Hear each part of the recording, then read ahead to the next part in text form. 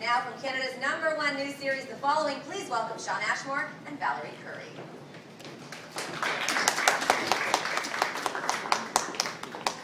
Hey, good morning. Good. This show has kept me up many a night, I have to tell you. And I saw you guys in New York a few months ago, just before the show premiered, and I told you it was a hit. And now here you go, Canada's #1 news series. So that's got to feel good. Feels very good. Yeah. Shocking first season, we have to say. People who love Agent Mike, people who love to hate Emma. What can we expect for season 2? I have no idea. We were talking about it earlier. The first season was almost like, for me, it was like reading a book. It was every week we would get the chapter that we were going to be filming. Yeah. And season 2 is no exception. I mean, I think what you can expect are the twists and turns, the ups and downs that, you know, happened in the first season. But, you know, I think we are yet to discover what our fates will be in season 2. Questions? You guys are now 1 degree from Kevin Bacon. Yeah. Yes. What's he like to work with? I mean, this is a very different pace than what he's used to doing. What's he like to work with, and how has he adjusted? Well, Shawn works with him a lot more often than I do. I kind of avoid working with him for my own survival on the show.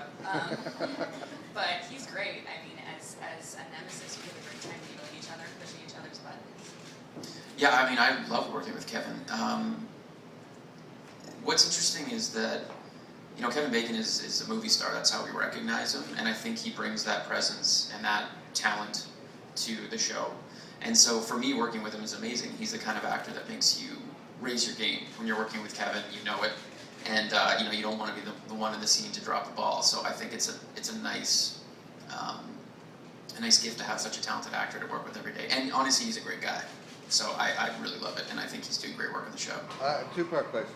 You guys have to wade through a lot of grotty stuff on this show. Has anything like really grossed you out?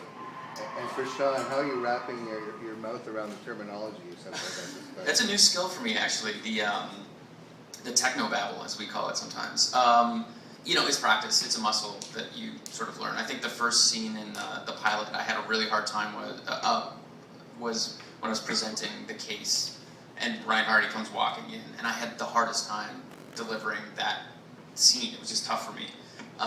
But you sort of wrap your head around delivering that much information in a short amount of time, and the direction is always faster.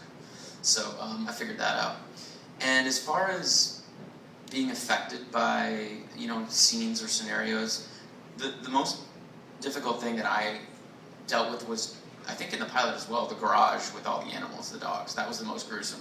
And that was actually the one thing on the show that I really felt like they edited down.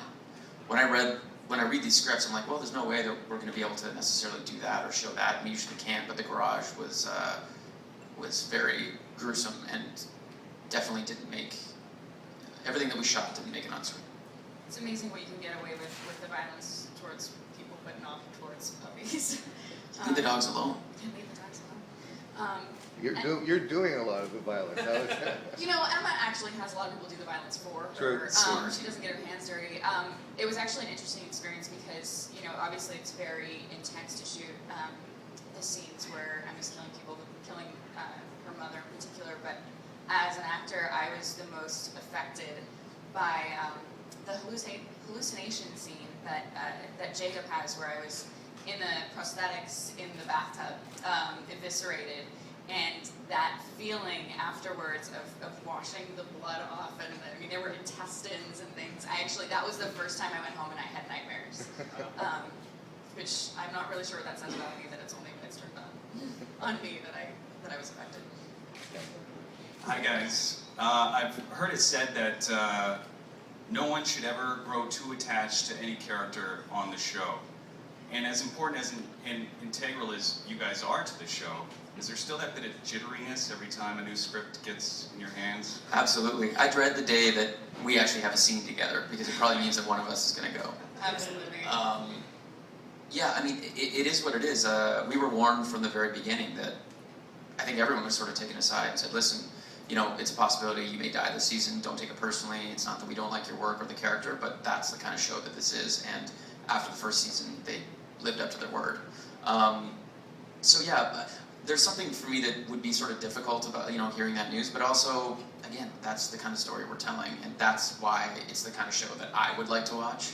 We were just talking about Game of Thrones, and it's like, the reason that I like that kind of entertainment and those kind of stories is because of the unpredictable nature, and I think that's what really grabs people about the following, and I think we'll probably continue to in season 2.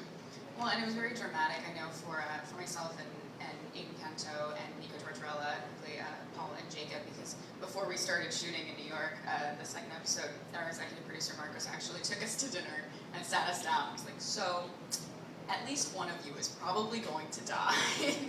Be prepared for that. And knowing that as an actor, I mean, you always commit 100%, but it really just raises the stakes for the character and for yourself that every scene could be your last scene, every episode could be your last episode. So we're just as invested as hopefully the viewers are watching it, and it's the reason that we sort of desperately tear through scripts every time we get them and hope we're still there by the last page. I'm still alive. Yeah. What's been the reaction from fans that you see on the street? Are they kind to you, Valerie, or are they really cheering for you, Shawn?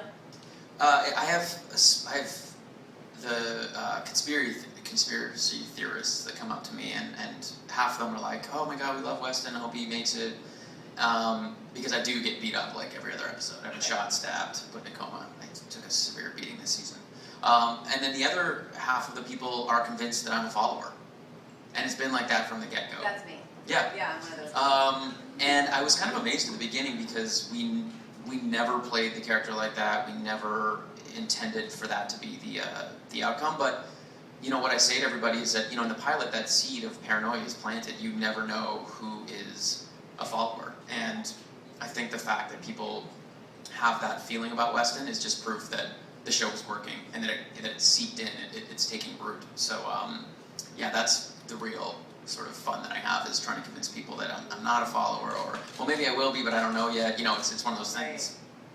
I get pretty horrified reactions from most people on the street. I've stepped into an elevator and had a woman turn to me and say, "I want to kill you." This was right after Emma disposed of Jacob. There was a lot of vitriol on the internet. But I find myself defending her a lot and sort of making a case for why she's not the worst character on the show, or why she's not completely evil. Because again, you know, I sympathize with her and I'm invested in her. But then at the same time, some people have really different reactions. Some people really do root for her, or they just want to know why.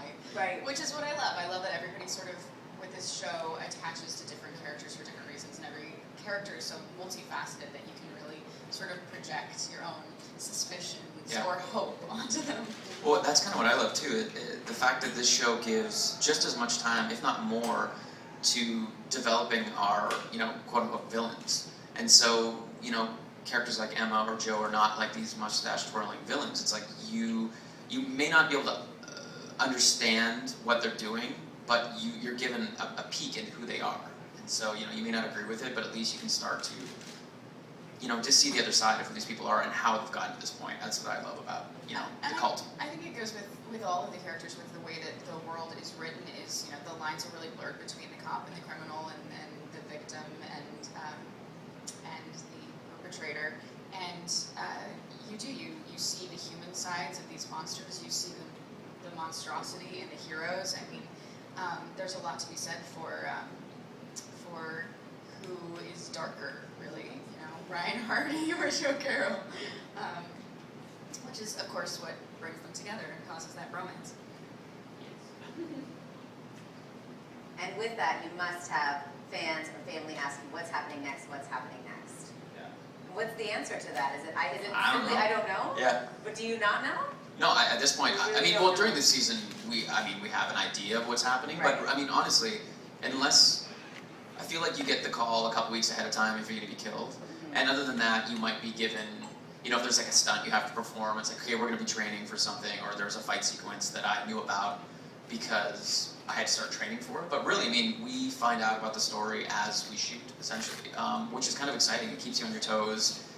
You certainly can't overthink a performance because of that, and it was sort of scary at the beginning, not knowing what was going to happen week to week. But for me, I sort of got into the groove of that. And also, just by nature of our investigation, the FBI is sort of behind the 8 ball anyways, and so that nature sort of like scrambling to figure out what's going on, I think, was kind of for me, I sort of used that on the show. So season 2, I don't know. We'll see. Final What would questions? you like to see happen to your characters in next season? Well, I mean, personally, I would love the bond and the relationship and the partnership with Ryan Hardy to continue. I think when who Weston was at the beginning, this sort of like hero worshipping, green FBI agent, obviously it's the arc for Weston is like huge, and so by the end of it, I think he's finally earned Ryan's respect. So I mean, I would love for that partnership to continue. And these guys are like, this is serious business now. They're gonna do what they need to do to catch whoever's still out there, and that's what I like. And I think that's what the FBI wasn't willing to do, and why they couldn't really close out the case when they wanted to, or when they should have. A lot of innocent people died because we wouldn't listen to Ryan Hardy. We wouldn't break the rules. And so I hope to see, Ryan and Weston, if that's how it goes, continue to break the rules a little bit and do what needs to be done. Stoop to the level. I like that idea. And as far as Emma goes, I feel like I've said that she's always sort of been defined by Joe Carroll, by who she follows, by who she's with. I mean, even her relationship with the boys in Farmhouse, she's really defined by that power structure. And I would just love for Emma to sort of find her own autonomy, find her own strength, and maybe her own motivations. And I think that there's still a lot of the character that hasn't been explored. So many of her acts, I think, have been sort of inexplicable, which is what makes them shocking and seem so cruel. That there's a lot of depth to be explored with Emma, and I would just like to see that. The number one answer I expected was not to be dead. Well, that's a given. Thanks. Thank you, Shawn. Thank you, Valerie.